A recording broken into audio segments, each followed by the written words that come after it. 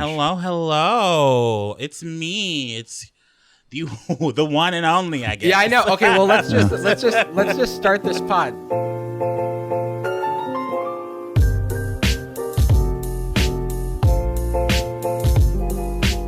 Welcome to Sad Boys, a podcast about feelings and other things also. I'm Jarvis.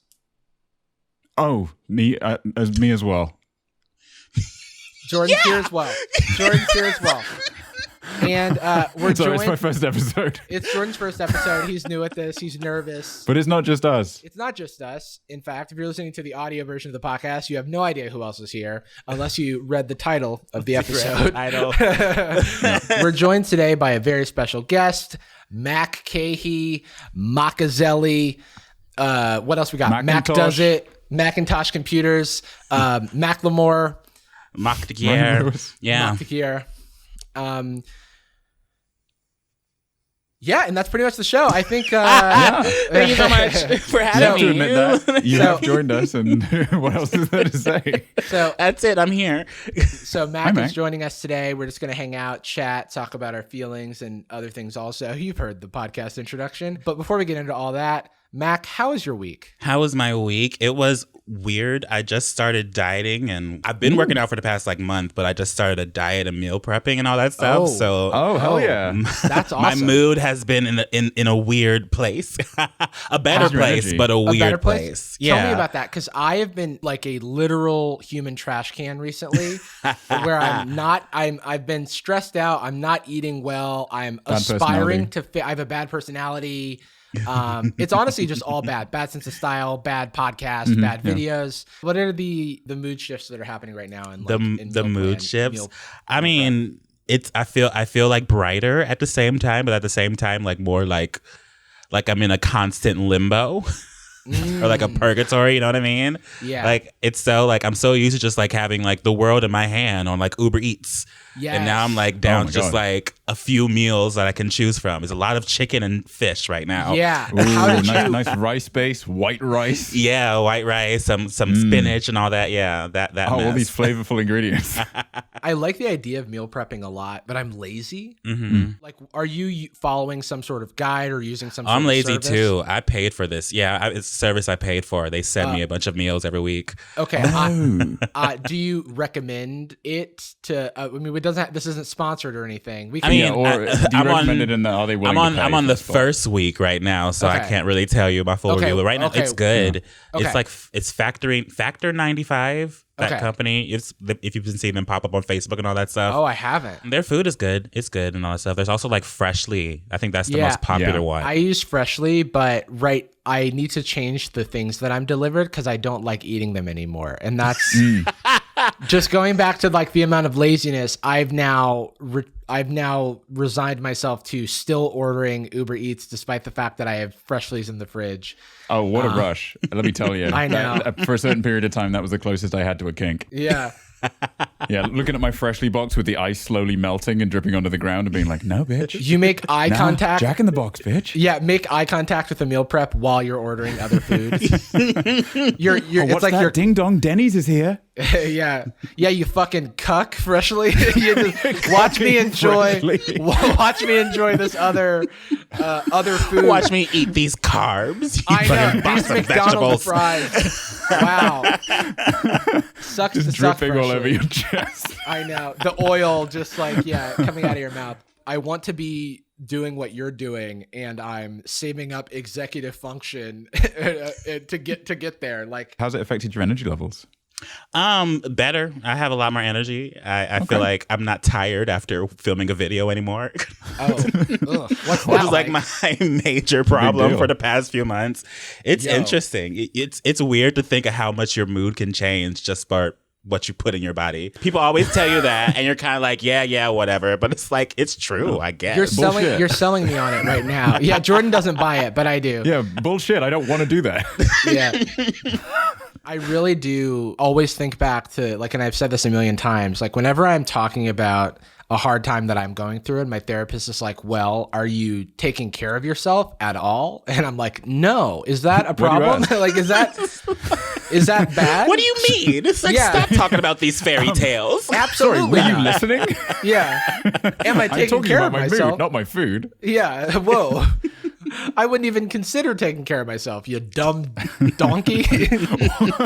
Why would I? I feel terrible. That's awesome. So kudos to you. How are you doing with the air quality in LA right now? Because I have tried to not spend too much time. Well, I'm normally not spending much time outside, but now I have an excuse. So I'm the same right now. I mean, I'm in the valley, so the air quality up here isn't as bad as I think like everywhere else is right now because the wind isn't blowing this way. Right. But it's been like the entire city of Los Angeles has been like one big sepia color for the past like 2 days. And it's like the weirdest, most depressing thing. It really is. My it looks insane. It's not even like exaggeratable. In San Francisco was straight up red like the other day. Yeah, that's crazy. That's like some Blade Runner shit. Last night, Sadie and I went on a walk and she was like, why does it smell so good? I thought it was supposed to smell like smoke or fire. And I was like, it does. And she was like, oh, I was thinking of barbecue. It smells like all of Los Angeles is barbecuing. And so I thought it was a good thing. And I was like, no, honey, we're all going to die. We are all burning. We're all burning. We haven't talked much since quarantine started. How is everything going? Are you into your routines now that this is the new normal? Yeah, I mean, I feel like I've gotten past the point of being stir crazy. Like, it's just like at the point I was just like, might as well just get used to this life. Yeah. Also, Jordan is frozen right now as a smiling boy, and honestly, I think he's just really enjoying our conversation. What do you mean? He's frozen. He's holding a tight smile. Plot twist, guys! I'm the new correspondent for Sad Boy. Yeah, we do call ourselves correspondents. It feels like if you were writing a script about the Armageddon or something, the current state of the world with all the things that continue happening would feel like you would get notes back that are like, this is not believable. This is like too much of a hat on a hat. You mean to tell me the sky is orange and the economy's failing and there's a virus? Like, come on. And there's a virus and there's been a confirmed case of the plague in California recently. That's the recent thing. I didn't think anyone knew about it. I didn't share it with anyone on social media. So how did they find out? How they know I had that? Damn, this shit's about to get bubonic. Let me check my phone to see if Jordan's okay. He's gone into the great big red. Because the fires ate him. The fires got him. Yeah. Surprise. Oh, he's back. There he is. This is a great segue, and I feel like we've got to get you while we still have you. How was your week? Yeah, I have a hot out. No, but how's your week? Answer the fucking question. Okay, bro. A little bit of gotcha journalism on Sad Boys. Yeah, you were actually replaced. The new Sad Boy correspondent is Mac. It's actually preferable, yeah. I'm sorry about it, It still happens. It's Also, 2020. Yeah, well, I got a couple people that'll back me up, and that's my fans. They all said they prefer you. Fine. That was so fast. Mac, I like that you're like holding the mic like you are a correspondent. I'm just going to hold this mic so that I can feel cool also. Yeah. I'm going to keep it on the mount, but just hold it.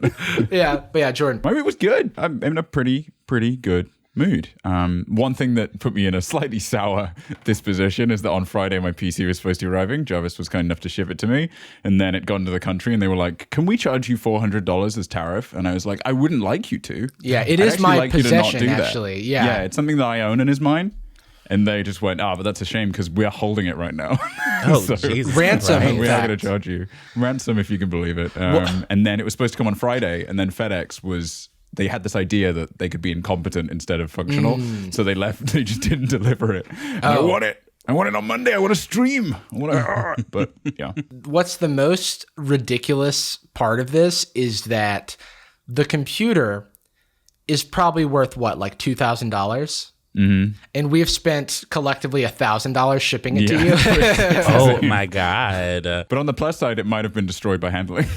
Yeah, which is, I mean, honestly, I did what I could to secure the insides before shipping it across the pond, but I'm excited just to see, You should have an unboxing where we just look at how broken unboxing video it is. where it's just dust. Yeah. Open it and it's just a bunch of dents. Like it doesn't even look like a computer anymore.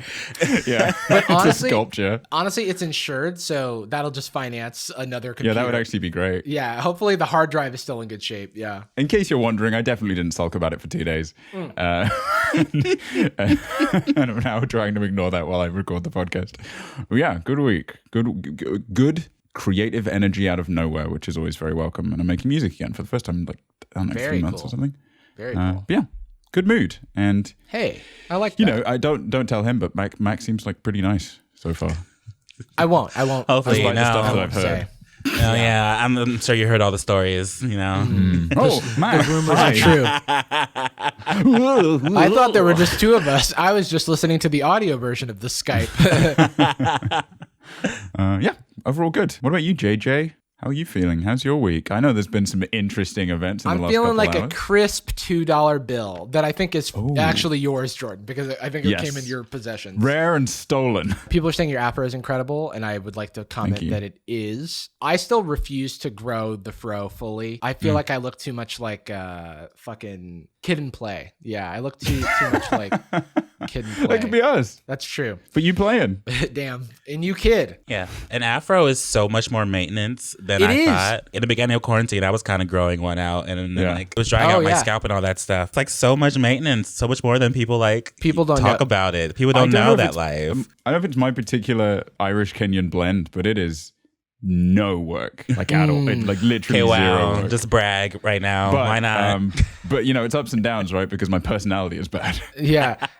That's like my hair is good, my ethics are poor. Like the side of my beard on this side, like it's like I have some genetics where like some things are good and some things are bad, where people are like, oh, do you maintain that? And I'm like, no, that's just how it grows. But then why would I do that? But I feel like I benefit a lot from curly hair because I can cut my own hair, which I did once this quarantine. And mostly no one noticed, even though it was a very bad cut, because all of it was hidden behind the curls. That's my secret. Mike, what's the longest your hair has ever been? I made a video about it. I straightened my hair once, and it was like this. Like I looked like Jimmy Neutron. It was really tall thing. Did it give you any brain blasts? A lot of brain blasts. Look at my channel; it's just blowing. My channel is just blowing. It's like a dusty game cartridge. It's just blowing. Yeah, JJ, what's up? Oh yeah, so I do kind of want to talk about afros, but first I will talk about my week. Tough. Speaking of like mopey or sulking, I think I was kind of sulking because I worked really hard on this video that I put out recently on Smart House, and I think it's like the best video I've ever made, or at least one of. But due to its like narrow appeal, it underperformed on the analytics. Like it got much fewer views. Now, all of the feedback on the video is like really positive, and that's something to like celebrate. But I can't deny that like opening up my like analytics and YouTube being like 10 out of 10 by like a mile. And also like when the analytics are so low that you look like you think that it was a mistake. I'm like, is this right? Is this a glitch? I don't, and it's fine. Tweeting at Team YouTube. Yeah. Bullshit. Yeah. I don't think so. Team YouTube, but it kind of is a test of like, I knew going into making the thing that I was making something for me, and I was like putting my own tender love and care into it. And because I've been doing a lot of stuff for the podcast, I hadn't had as much time to do video stuff, and because I didn't have like a brand deal or anything this week, I just wanted to take my time, and I'm really, really happy with the result. And I think that that's like needs to be enough, but there is a certain fear, and I don't know if you guys experience this, where I'm just like, oh, is this the end? Is YouTube over for me? Is it like I won't be able to make a living off of this anymore because no one watches my videos? Oh, how unfortunate. Yeah, I feel like that's all of our fears. Like we always have that constant thought, if it doesn't perform as well, you're like, that's it, it's over. Right. You ever had like your like feeling a little shaky about somebody you're like texting with, maybe you met on Tinder or whatever, or like you've been on one date and you're texting them and then you're like, well, the worst case scenario is that it's not going the way that I want it to and that they hate me and that we're never going to talk again. And then they send you one text with like a period in it and you're like, well, they're mad. Right. They hate me. They want to kill me. Yeah. And it's funny. I think that what I have to remind myself is, one, to like trust and this is just for anybody who also like experiences these types of feelings, because it's something I talk to my therapist a lot about, is like, I have to trust my own wisdom. I know that I can and will make popular things again. I also know that I wasn't trying to make a very popular video by talking about this kind of obscure movie or whatever. Oh, and also the fact that the initial views on a video don't determine its long-term success anyway. You know, the video has the highest like actual like view, like watch time of any video that I've made this year or ever, I think. And so YouTube will probably find people to view that video. The click-through rate isn't bad. All of the sort of health metrics are good, except for like narrow audience appeal. So I may fiddle with the thumbnail and shit, but who knows? I don't need to worry about it. I need to just like keep my eye on the prize and keep making stuff that is fulfilling to me, because that's the only way that I can keep doing what I want to do, is by enjoying what I'm making, you know?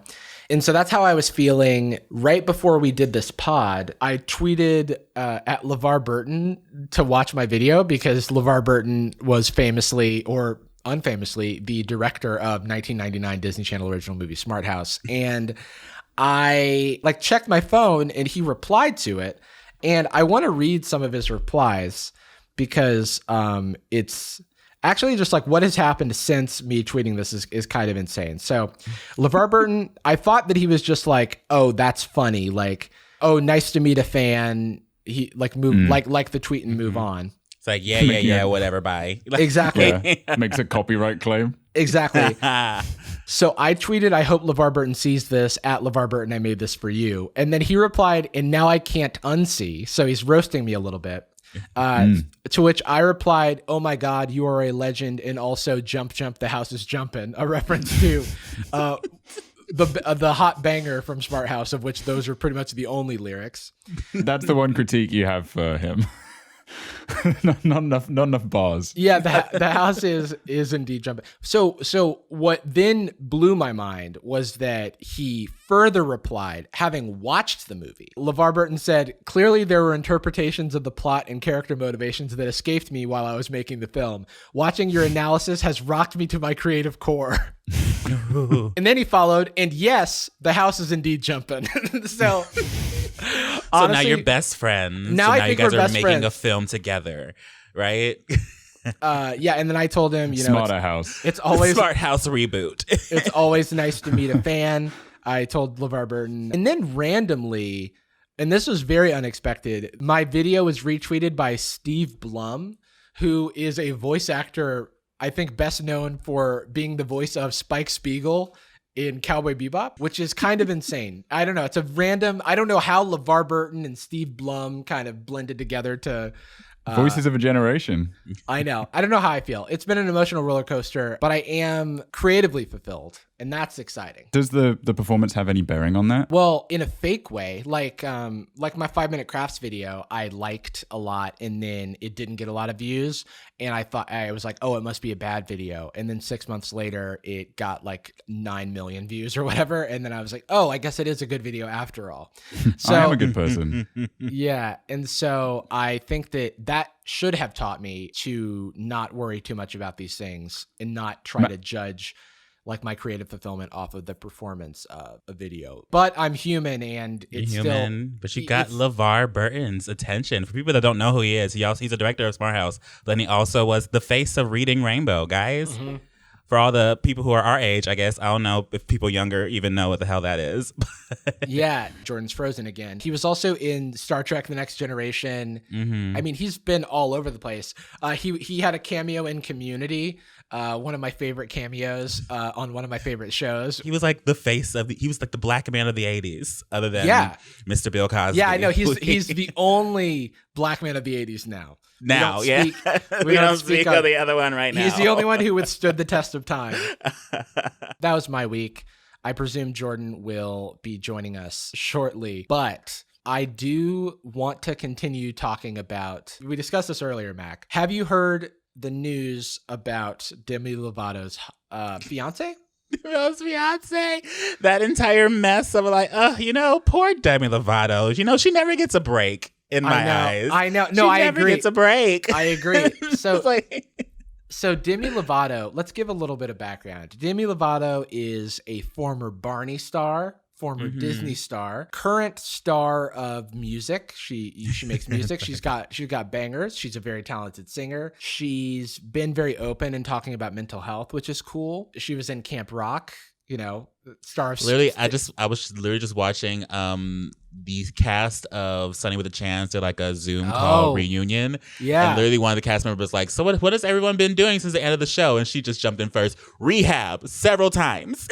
And then I went, well, you can start. I was like, she's extremely open about the things she's going through, which is that's needed. It's needed, for a public figure like that. Exactly. And even with Jordan and I in starting the show, also wanted to help to normalize like just discussions about mental health, because it's such a thing that you experience every day. And we have a society where you're made to feel like you're being weak if you express anything like that. Like I just saw express the need for help. Yeah. Express the need for help, or express that you have a problem, even if you're working on it, even if you have solved the problem for yourself. That it's still seen as weakness by mostly toxic masculine like personalities, but the society is kind of full of those, unfortunately, and that message carries. One thing that is, just to sidetrack a little bit, do you follow sports at all? No, I'm very gay. Noted. So there's this commentator named Skip Bayless who's like kind of known for his like very incendiary takes. And he, like the quarterback of the Dallas Cowboys, had a death in the family. I believe his brother passed away. And he openly spoke about going to therapy and dealing with the loss of his brother and how the depression that he was dealing with through that time, which I say, amazing. We need more people in sports to be talking about this stuff. We've, it's become a lot more common that people are starting to speak up, and hopefully we're reaching a more critical mass of just more globally having that sort of discussion across everyone. Better conversation about mental health. From all walks of life, right? Because everyone deals with this stuff. But then like this commentator was like, I don't know. You're the quarterback of America's team. Anything that you say that can be viewed as weakness will be like exploited. And if you're a leader, that's such like a double-edged sword, because there's so much pressure for one human to be in such a big spot like that 24/7, like Demi Lovato and all of them. But then at the same time, they're not allowed to talk about the mental struggles of being in the spotlight 24/7. That's so, I don't know. It's so odd. It's such like an odd like. Well, yeah, and then you see like crazy antics from like Justin Bieber or some shit, and it's like, oh, Justin Bieber's so crazy. It's like, yeah, but all right, we got Jordan back with me. We came back. So we were just talking about public figures talking about mental health, and when you're in a particular stature in society, there's a lot of stress and strain that is unique to that position. But we also like make it difficult for people to be open about their struggles and their mental health. And so if you are thrust into the spotlight and don't have a really good support system and don't have like care to your mental health and stuff, then you see a lot of these celebrity antics that are crazy, and we kind of just make fun of it. You see this with Kanye as well. Like there's not room for the dialogue. It's tough because no one, it's like, boo-hoo, you're a celebrity, you're rich and famous and all that. But not having the space to discuss mental health or making fun of people for their crazy antics or being crazy. I keep saying in quotes because that's like the thing. It's like, oh, isn't it funny how crazy this person is ultimately toxic, I think. Yeah, having the audacity to be crazy despite also having money, like you know what I mean? Like, how can you have money and be crazy? You know what I mean? Like you have everything in your life. You have money and fame. Why be crazy? Why be crazy? Sadness is a zero-sum game, and if you're being sad, you're cheating because I'm sadder than you. Yeah, and honestly, like you're taking away attention. Like, what do you want? Attention? Like everybody needs attention. It's like, no, these are cries for help. It's like the way the media treated Britney Spears in 2005, 2007. Oh my God, yeah. Right? Sad, very sad. I didn't follow the narrative all the way to its. I don't know what the conclusion. I don't know was the full narrative. I just know the big landmarks of those times. I guess the beating the paparazzi with the umbrella and then shaving her head. Well, so I don't know the full story with Amanda Bynes, but she seems like she's in a better place now. I know she's like better. Engaged. I know. Yeah, she went to FITM. She has like a designer's degree now, and I think she's engaged. Yeah. Shout out Amanda, please. Fan of the pod. So Britney Spears had this big public breakdown, and it was because of something I don't fully know what led up to the shaving her head thing, but I believe it was something like super serious, like something about her child or something about a relationship. It was like something that was very normal, like to be stressed about. I think she was also in the middle of a custody battle. I think custody battle. The pressures of just being Britney Spears on top of the mess between her and Kevin Federline that was happening and unfolding in front of everyone just kind of made her break a little bit. And then everybody was just like, oh, Britney Spears is crazy. She shaved her head, TMZ headlines. And every headline is kind of the spectacle of this breakdown. Even with Kanye in like 2020, it's all about the like spectacle of the breakdown and not like making sure that people are getting the help and resources they need. Mm-hmm. And that's a bummer. Like I think about, there's this Frank Ocean song, and we will get back to Demi Lovato.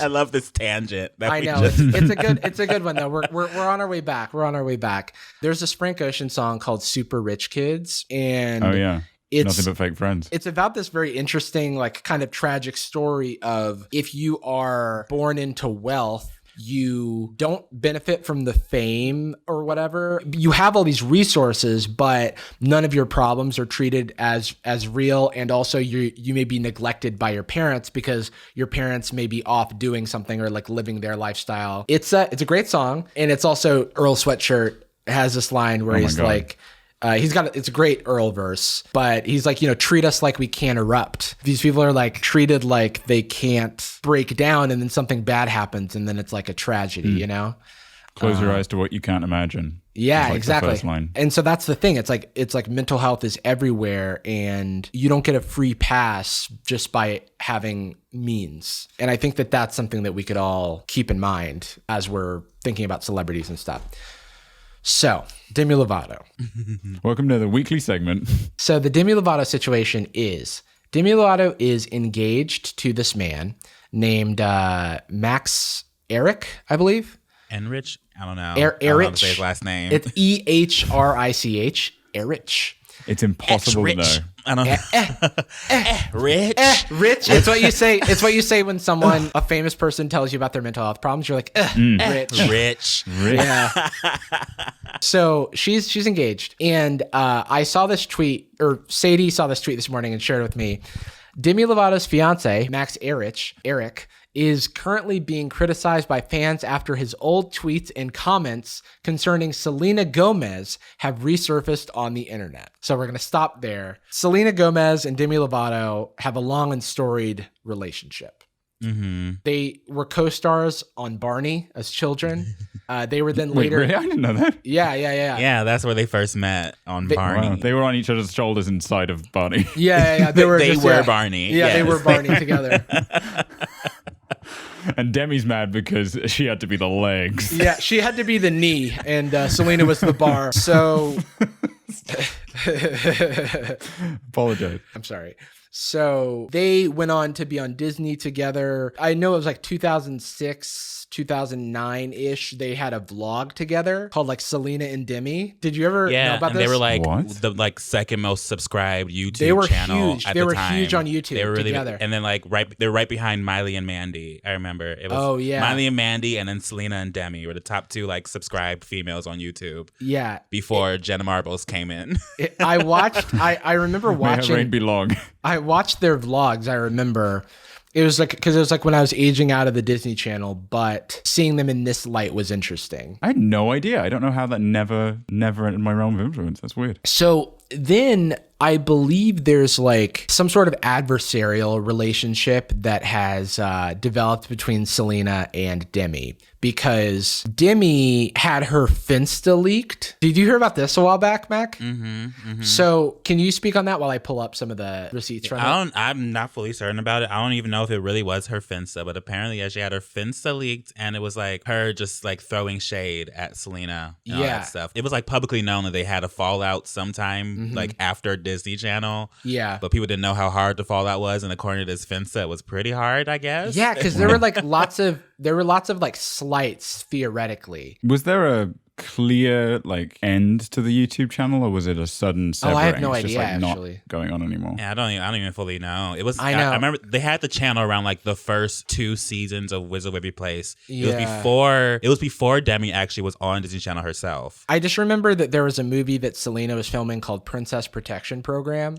Yeah. That starring her and Drew Seeley. No, that's another Cinderella story. That's another Cinderella story. Prison Protection Program is with Demi Lovato, yeah. So they were both doing that movie together. Yeah, the Finsta leak was the real tea. Yeah, I believe the Finsta leak is real. Because I believe it was like deleted or something immediately after this happened. But there were all these tweets that were just like her taking a photo with the People magazine with like Selena Gomez crossed out, or... What the fuck? It's just like all these things that like a serial killer. Well, it was a Finsta where she was like, I don't know, allegedly. It was like, let's say allegedly. By leaked, do they mean the images were published? The images from the Finsta were published, and the handle for it was Trauma Queen Forever, forever. That's pretty good. But yeah, it was kind of savage. You know, it was an interesting vibe. So basically, there's some beef, or there at least was perceived beef between them. Now, Demi is engaged to this guy Max Eric. And these tweets from Max Eric came out where he straight up sounds like a Selena Gomez stan. Yeah. Where it's like, I'm gonna read. Now, he's an actor, I think, in his own right, but literally, like, someone tweeted, "When I win this fight, will Selena marry me? Probably not, but gives me more attention." And then he quote tweeted it, "You'd have to fight me first." And then what? And then there's like, ha ha ha, this is in 2010. Ha ha ha, Selena Gomez and Demi are cute together, but boy, if you think Demi is prettier, you're wrong. No. And then fuck. If you think she's prettier, you're wrong. And I'll stand by this for the next 10 years. Exactly. And then this is in an article. If Max Eric land a romantic comedy role, he knows exactly who he'd want as his love interest. Selena Gomez. I want to work with her so bad, the 19-year-old pregnancy pact star tells Popstar in a video interview. She's so funny, and I think her comedic timing and everything is so fantastic. I just heard her song the other day, and she's so talented, he adds. She's a great singer also. I'd love to sing with her. I'd love to act with her. She's awesome. You know who's not good at any of those things? Yo. But real talk, there's another tweet here where it goes, I don't know if this is real, allegedly. This is in 2015. There's a female singer that screams so much. That's why my girl S is better than you know who. It's so sketch, because did this man get close to Demi because it was like is she the consolation prize? Like, I don't know. It's like a LinkedIn strategy to get to Selena. I hope not. I don't think so. I mean, people's opinions can change over the years, you know? It's just awkward. It's just awkward that there's so much public standing, you know? Going back to like 5 years ago. Mac, have you ever, I guess either of you, have you ever done a tweet cleanse? Have you ever run through like the archive and been like, oh, this could probably... No, not really. I mean, I probably should do that. I mean, I've never really tweeted anything cringeworthy. Yeah. Okay. At least I don't think so. Real quick. Somebody's like, wait, does this mean you can't like anyone before your current love? People change and grow. 100%. It's just, I think the optics of like the publicly standing is a little bit weird. Yes. That's the only thing. It's just, it's a person in a public position who's like pining over this person publicly, and then is like engaged to their previous best friend. It's just interesting. There's nothing wrong with it. It's explicitly endorsing them over the other one. Yeah, kind of leaning into the Demi versus Selena, which I assume they were getting all the time. Like, I assume they were getting that a lot.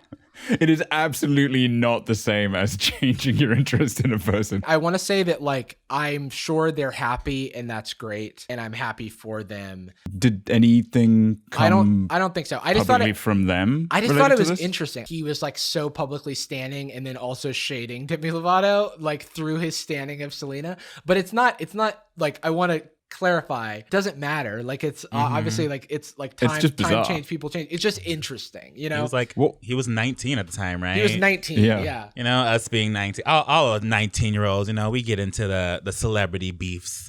Yeah. Mac, do you have a go-to, when you think of your teens, a go-to cringe moment in that realm? Like something that you're just in the shower and then like just like flashback to the terrible moment. A terrible moment?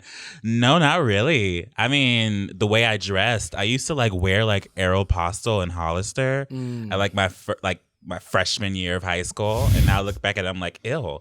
Yeah. But that was everybody was doing that though, right? Like just like the shirts with like the big words that said Aeropostale going down like the side of it. Across the chest. Like fully across of it. And like I feel like that might have come full circle. Uncomfortable shirts too. Those out. Like not even like comfortable to wear because like the sewing of the Aeropostale thing would like scratch your chest the entire day. Going you're just back, there getting the scratches and you're like, it's worth it, this looks amazing. Luckily, I mean Hollister did change like the way they sell their clothes, but like back in the day, just that Hollister Aeropostale look was what was the store? I want to say it was Anthropology or something, where there was leaked internal memos about coded language about how to treat black guests that came in, black shoppers. I don't want to shade Anthropology, but like this, how the staff should treat them. There's a piece in the cut that said Anthropology accused of racially profiling black customers. There's a code name for in-store surveillance. It's just the N-word. Yeah. Well, I mean, code name. it looks like the code name was Nick, which is like kind of a little bit. What? Yeah, it's there. Jesus. Also, why? It's alleged, you know. But there's a piece in the cut that was kind of like, what? It's alleged, you know, it's hard to determine. It's like the OG trial, you know, who's to say. Yeah, I just like, I'm more inclined to believe the employees at the large corporation than I am to believe the large corporation, you know? Yeah. I don't know why I brought that up. But, the styles of the early 2000s. Oh my goodness. Oh, Jordan, going back to what you were saying about old tweets and stuff. I do look back at my old tweets, but I think that I always ran my social media account like I was like running for mayor because I think that everything I tweeted was just like a dad joke, and I never got to, I don't know, incendiary or too like problematic. Puns and tweets about city infrastructure. Yeah, same. Mine. I was just like tweeting like random things, trying to be like funny, like nothing ever like deep. Yeah, it was always something that just sounded stupid. Being unfunny like that. Those are the worst tweets. We should do a bit where we look at some of our first tweets. There's a website called All My Tweets, and you can sort them from the beginning. And I think that could be an interesting bit. Yikes. You know, I didn't have an audience back in the day, so I will sometimes cherry pick tweets from 5 years ago that I still think are funny and like delete them because no one saw them, and then like repost them. Retweet. Because I'm like, this deserved better. Yeah. It's like maybe now they will love me. Yeah, exactly.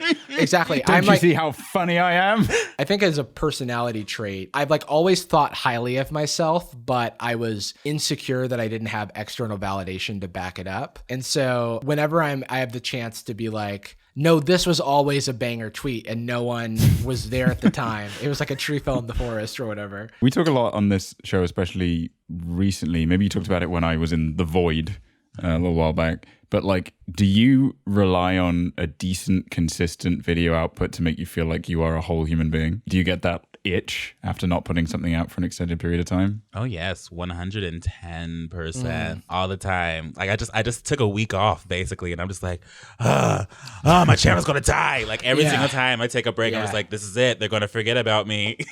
Scratching your neck. What is your posting frequency right now? It was once a week. I was doing well for a good like solid month. And then I just took a break for a second because I was like, okay, yeah, we're still in this time we're in right now. I want to stop for a bit. Yeah. Well, Mac, I have a little bit of beef. I do want to say I have a little bit of beef for you, and it's and we can't ignore it. Obviously, we have to get into it. And this was Gotcha Journalism, and we did get you on the show just so I could get you. I saw a movie a little while back, terrible movie, and I thought, wow, this would be a great first video. I've been trying to come up with a decent premise. This would be really, really fun to do. And I start writing a little script for it, just some notes, just some jokes. And then I realized that one or two of the jokes seemed weirdly familiar. And I'm thinking to myself, man, I'm funny. Man, I'm funny, and these jokes are coming fully formed to me. The movie was Loquisha, and it is fully just jokes taken from your video. So I just want to say, you should have asked if I wanted to make the video. I should have put it out into the world before I did it. Yeah, I'm so You should have checked. As a kind of precaution going forward. But did you watch that movie? Oh, it's amazing. It is the best worst movie I've ever seen in a good incredible. Second. Have you seen any of the what's his name? Who cares actually what his name is? Because fuck that guy. Have you seen any of his other movies like The Test? I want to watch that. No, I did not want to look at any of the movies. Wait, after seeing that one, I was like, break it down for me. What's the plot of Loquisha? Please. What isn't the plot of Loquisha? Honestly, well, first, literally, being progressive. It's about this it's this man who works at a bar, and people keep on telling him he gives good advice. So he tries to audition to be a radio show host. Even though people do in the modern day. Yeah, even though literally the radio show audition thing said they would prefer women and minorities because they have too many white men on the radio. Okay. I'm already worried about where this is going. Is this like a reverse white chick situation? Yes. Oh, no. Literally he uses white chicks as an excuse for this movie. So he pretends to be a black woman, not like blackface, but just using the voice and pretending to be this character called Loquisha. And literally this black scent that he develops is not even a black scent. He's just screaming. Screaming with a small twang to it. Also, Loquisha is already that better be a real person's name, because if it's someone who made up a name to just sound No, he made it up. He made it up in an interview. He said he made it up. You can tell because it's so funny. It's can you imagine somebody having a name that I'm not familiar with? Yeah, I know, right? Wouldn't that be crazy? What if somebody was different than me in some way? It's so wild. Yeah. But the movie is a roller coaster of just white saviorism. You know what I mean? He's in the wrong the entire movie, and then suddenly he's in the right, and the black person he was working with was in the wrong. The black people he was working with were in the wrong at the end. And I was wait a minute. He had to show them. He dragged the black people into this scam, and then suddenly he just had a change of thought, and now they're the evil ones at the end. And I was wait a minute. Right. Yes. White is right, turns out. He actually, and also he teaches them how to play jazz, which is kind of introduces them to Chuck Berry. He teaches Chuck Berry how to play guitar. Oh, man. That was good. I love that. It's also worth pointing out, it's the writer and star are the same person. Yeah, he wrote it, directed, and starred it himself. I mean, that's he's a regular Shane Dawson. And only in those ways. And only in those ways. Not in the black scent ways at all. That is troubling. I think you should make this video, Jordan, though. I mean, because the jokes are already written. YouTube already knows that there's an audience for Loquisha, so this is how you...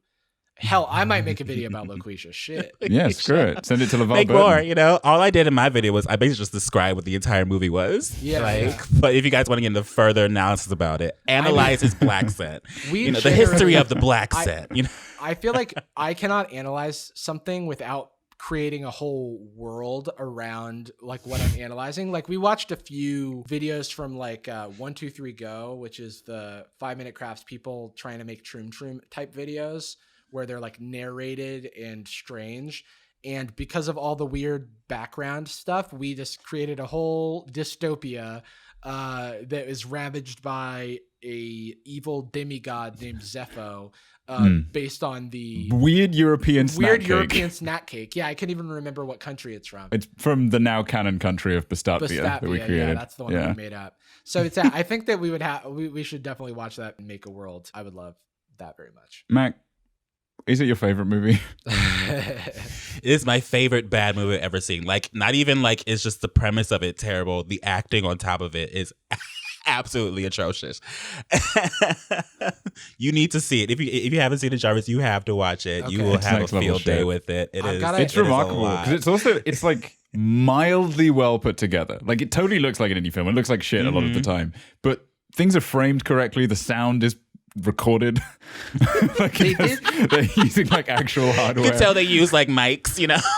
Like actual. They just use record it on camera. Like their phone. Yeah, the camera mic. They successfully used a camera and a microphone. Yeah, that's pretty cool. There's a budget. Like it's probably $600, but there's. Oh no, you know why there's a fucking budget? It's because the dude's like a real estate agent. The man. He's like he has money. He's rich. So fantastic. You know what the world needs? My movies. That's like wait. Now it's a rich guy who was like, let me tell these black people what's what. That's incredible. He's just so good at giving advice. I mean, what's he gonna make next? I'm on board. Where do I sign? He tried to like submit it to like festivals, and festivals did accept it, but then after they fully watched it, they all denied it. Like there's an entire article of him writing about like festivals like rejecting him and like accepting him and rejecting him again. I'm like, it's like, have you watched your own movie, dude? It's terrible. It's insane. I just want that level of confidence. You know what I mean? Oh yeah. That's what I've always wanted. I'm like, how do you make that and then go, the world needs to see this?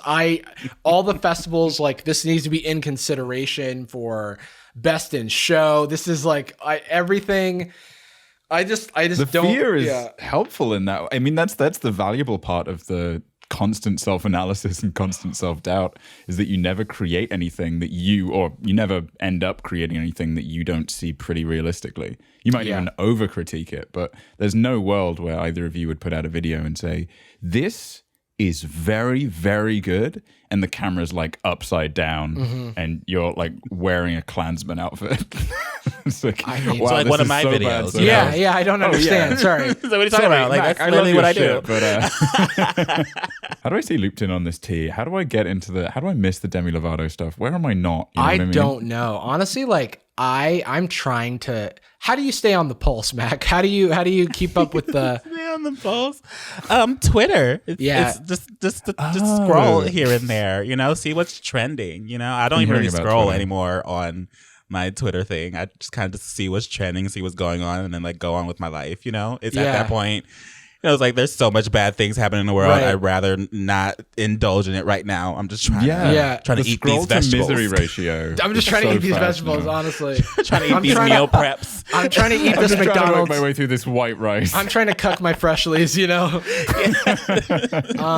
You know what I'm saying? Okay, so first off, I think there's a service now that does this, but I want to be able to impersonate other people on social media and look at their feed. Like, look at social media the way they see it. I think that's interesting. I think I saw this in like the Washington Post like a year ago. Someone made an account that followed all the accounts that Donald Trump Jr. followed.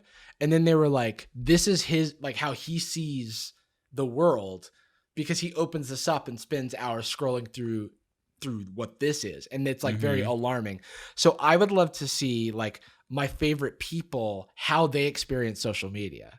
Like in terms of what's on their feed and stuff. Oh, there's probably some site I think there is or now. Some service that does that now. If not, make it yourself. I was gonna make a video. I was gonna make a video about it at some point, like how Ariana Grande sees Instagram or something. I can't remember what I was gonna title it, but it's Okay. Second thing, Mac, do you feel like you have a healthy relationship with social media? Not right now. Definitely not. Yeah. Who does? Honestly. I'm just asking for a friend. Can you even have one? I feel like social media at this point is that like abusive boyfriend that you just like keep on coming back for and making excuses for. That's like, true. Realize it's not really helping you. Yeah, he's changed. There's new tweets in here. He's changed. Oh, yeah, look. you keep on trying to find the good, but then the bad is like blatantly in your face, but you just can't. You can't. Fully walk away from it. Yeah, it makes me feel bad, but every now and again there's a cute puppy. So every now and then I see good memes. You know, every now and then I laugh here and there, but a lot of times I cry. Yeah. At least I'm not thinking. At least I'm not thinking about my life right now. Yeah, that's social media is like an escape basically, but at the same time not really a good escape. I agree with that. Right now is the era of switching off Twitter as you turn to play the video you were watching, and then shifting and pausing the video to turn on a movie, and then never once at any point sitting with your own thoughts or spending time with yourself? Wait, you pause things? I just leave something playing in the background while I'm like playing a game and like reading social media, scrolling.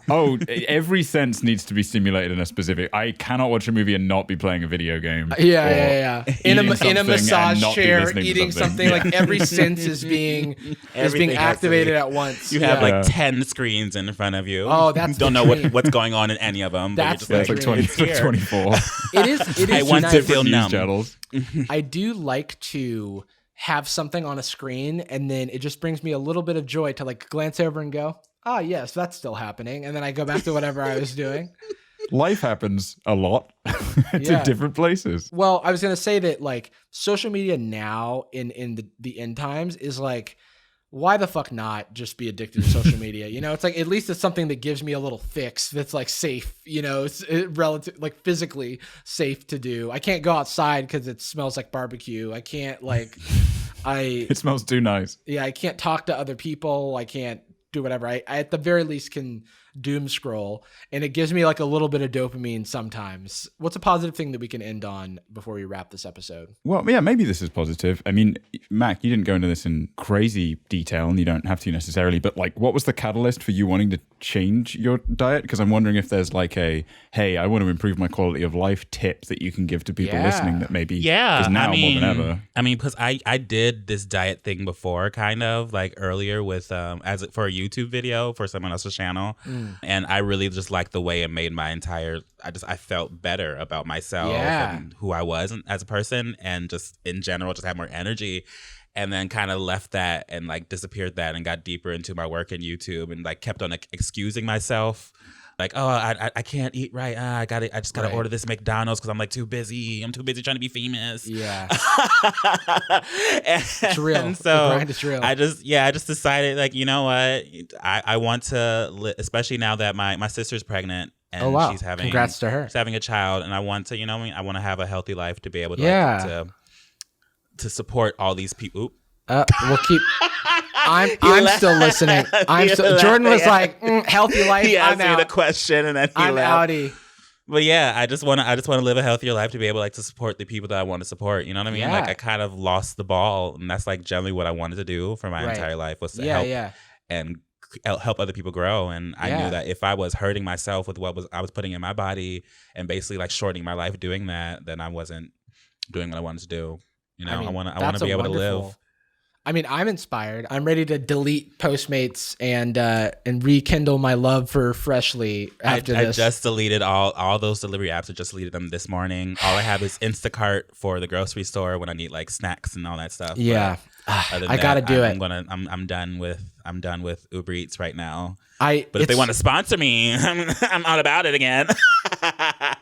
That's so real. I dieted pretty intensely when I was like 21-ish, and I ended up losing like 50 pounds or something. And it was great because I started to feel like more like I was in a body that was mine, that I was like willing to claim, and I felt like healthy and stuff. And honestly, the best argument that I'm hearing from you now is something that I want, is like, I am tired all the time. And I do want more energy, and it's such a no-brainer, but also hard. Oh, Jordan's back. Sorry, Mac. I just did not want to hear your answer. You're just like, you know what? Never mind. Fuck this. I caught a surprising amount of it. I was just unable to speak, or change anything about my settings. I was just saying that I think over the years I've kind of drifted back into some old habits, and I want I want that energy, you know? And it's like, it's such a no-brainer that it is like what you're eating and doing with your body, but sometimes so hard to... It's hard to escape old habits. It's hard to escape old habits. And also, like, I think I'm very instant gratification heavy, and I know that like day one, it's not going to feel different, and I have to stick with it to start seeing the results. And it's so easy to just keep hitting the proverbial snooze button of like, well, I'll start that later, and today I'm just going to order another burrito, you know? So it's tough, but I'm going to check out Factor 95. Maybe I'll kick Freshly to the curb. Who knows? It's good. Even the people that review Factor 95, this podcast is sponsored by Factor 95. I know, right? You know what? Let's not say a single more nice thing until we get that Venmo transaction from them or whatever. Yeah. But apparently people are saying it's better than Freshly. I haven't tried Freshly though, but people say that switch to Factor 95 say the taste is better. It might be worth them investing in the hashtag cuck your Freshly. I'm actually going to cuck my Freshly with Factor 95. That's my plan. I'm going to get Factor 95 and I'm going to be looking at the Freshly like, you like this? Brand deal. All right. Well, we end every episode of Sad Boys with a particular phrase. We love you. And we're sorry. Ooh, great rhythm. Love that. That was great. Alrighty. Gucci girl, how you doing? How you moving, girl? Moving, girl. How's your day looking? That future girl, yeah, we on now. Take my money, go away, all you want it. Girl, too rich for me.